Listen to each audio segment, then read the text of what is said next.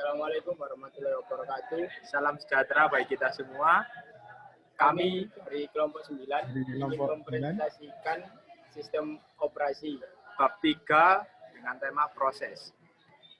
Dan berikut adalah anggota kelompok kami. Dengan yang pertama ada Dendi Kurniawan dengan NPM 1908-1010-029 yang saat ini berhalangan untuk membuat video.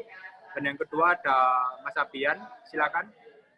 Ya, nama saya Abian, Afalilmi, NPM 1908-1010-135. Perkenalkan, nama saya Muhammad Abid Arosid, NPM 1908-10134. Dengan saya Niko Nathanael, NPM 1908-1010-023. Subtema yang pertama yaitu 3,1 konsep proses. Proses adalah program yang sedang dieksekusi dan dilakukan secara beruntun. Yang terdiri dari yang pertama yaitu ada program counter, dan definisinya yaitu counter itu mengindikasikan address dari perintah selanjutnya untuk dijalankan untuk ditambah kode informasi pada kondisi apapun. Besertaan dengan program counter, keadaan atau status informasi harus disimpan ketika gangguan terjadi untuk memungkinkan proses tersebut berjalan atau bekerja dengan setelahnya. Yang kedua ada stack. Stack adalah sebuah abstrak data tipe yang berisi koleksi data item yang hanya dapat diakses pada akhir bagian stack tersebut. Biasa juga disebut dengan top. Hal ini berarti bahwa di dalam sebuah stack, kita dapat memasukkan dan menghapus item hanya dari posisi top tersebut. Yang ketiga ada daerah data. Sebuah daerah memori cepat yang berisi salinan data, akses ke sebuah salinan yang di-cache lebih efisien daripada akses ke data yang asli.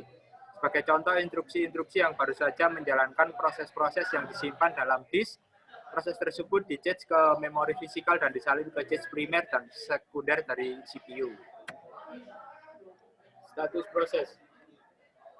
Sebuah proses dapat memiliki 3 status utama, yaitu running, status yang dimiliki pada saat instruksi-instruksi dari sebuah proses dieksekusi; waiting, status yang dimiliki pada saat proses menunggu suatu sebuah event seperti proses masuk atau keluar.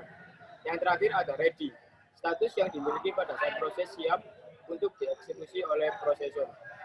Dan memiliki 2 status tambahan yang terdiri dari new dan terminate.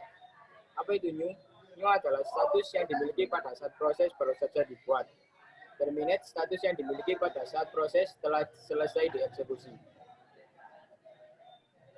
Ya, selanjutnya, proses control block atau PCB. Setiap proses yang terjadi digambarkan dalam sistem operasi oleh proses control block atau disebut juga control block. PCB hanya berfungsi sebagai tempat penyimpanan informasi yang dapat bervariasi dari proses yang satu dengan yang lain, seperti gambar bawah ini.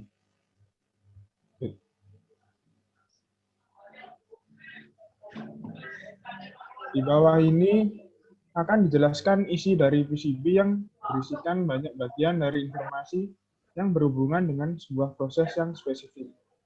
Yang pertama, status proses. Yang kedua, program counter. Yang ketiga, CPU register. Terdapat variasi tipe dan jumlah register tergantung dari arsitektur komputer yang berkaitan, yang terdiri dari akumulator, indeks register, start pointer, dan register serbaguna, dan beberapa informasi tentang kode kondisi. Selama program counter dijalankan, status informasi harus disimpan pada saat terjadi interrupt. Pada gambar bawah ini menunjukkan switching proses dari satu proses ke proses lainnya. Informasi penjadwalan CPU.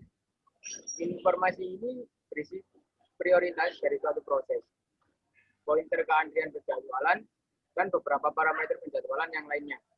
Yang kelima ada informasi manajemen memori.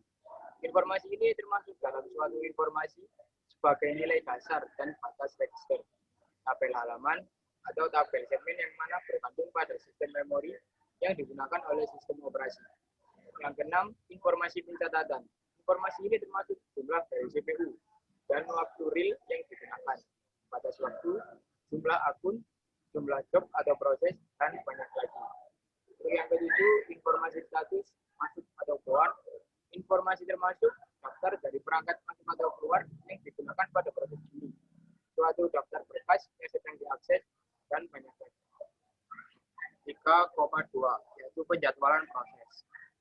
Penjadwalan itu direpresentasikan dalam bentuk antrian dan disimpan sebagai linked list yang berisi pointer awal dan akhir TCB. Itu penjadwalan. Terdapat 3 jenis antrian penjadwalan. Yang pertama yaitu job queue. Job queue berisi semua proses yang masuk pada suatu sistem. Yang kedua ada ready queue. Ready queue berisi proses-proses yang ada di memori utama dan menunggu untuk dieksekusi diletakkan pada suatu list. Untuk yang ketiga ada device queue. Device queue berisi deretan proses yang menunggu peralatan input-output tertentu. Nah, berikut adalah contoh gambar ready dan device queue. Seperti ini gambarnya. Dan di sebelah kanan ada contoh representasi dari penjadwalan proses. Bentuk penjadwalan. Terdapat 3 jenis bentuk penjadwalan. Yang pertama ada long term scheduler, menyeleksi proses-proses mana yang harus dibawa ke ready game. Dan kedua ada short term scheduler, memilih proses-proses yang siap untuk dieksekusi dan mengalokasikan CPU ke salah satu proses-proses tersebut. Dan yang ketiga ada context switch. Context switch adalah proses penyimpanan suatu proses dan mengambil status proses yang baru pada saat terjadi switching. Pada saat terjadi perpindahan proses, sistem tidak bekerja. Selanjutnya, operasi pada proses. Pembuatan proses. Ada beberapa aktivitas berkenan dengan pembuatan proses. Yang pertama, memberi identitas atau nama pada proses yang dibuat. Yang kedua, menyisipkan proses pada list proses atau tabel proses. Yang ketiga, menentukan prioritas awal proses. Yang keempat, membuat PCB. Yang kelima, mengalokasikan resource awal bagi proses tersebut. Ada beberapa kejadian yang menyebabkan pembuatan suatu proses baru, yaitu yang pertama, pada lingkungan batch, sebagai tambahan atas pemberian job. Setelah menciptakan proses baru, sistem operasi melanjutkan untuk membaca job selanjutnya. Yang kedua, pada lingkungan interaktif, pada saat user baru saja logout.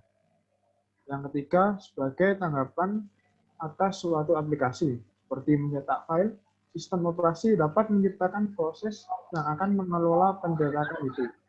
Yang keempat, proses menciptakan proses lain.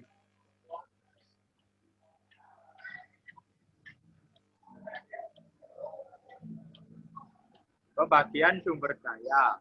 Yang pertama ini ada parent dan child sebagai sumber daya yang ada. Yang kedua, child menggunakan sebagian dari sumber daya yang digunakan present.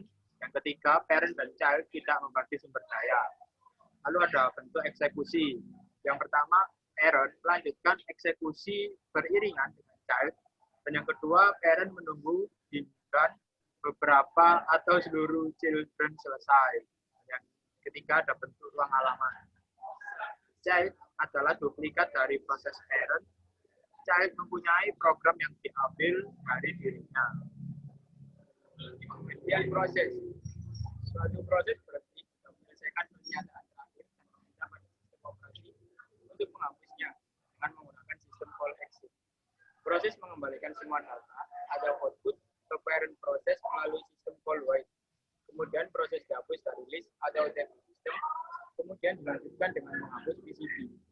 Proses akan dihentikan parent karena beberapa alasan, yaitu child mengalokasikan sumber daya melampaui batas, tugas child tidak dibutuhkan lebih lanjut.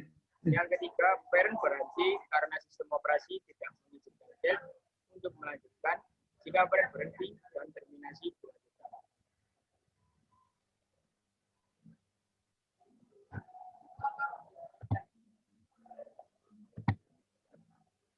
Dan cukup sampai sini penjelasan tentang proses dari kelompok 9. Jika ada salah atau kekurangan dalam menjelaskan, kami mohon maaf yang sebesar-besarnya. Wassalamualaikum warahmatullahi wabarakatuh. Warahmatullahi wabarakatuh. Terima kasih. Selamat siang.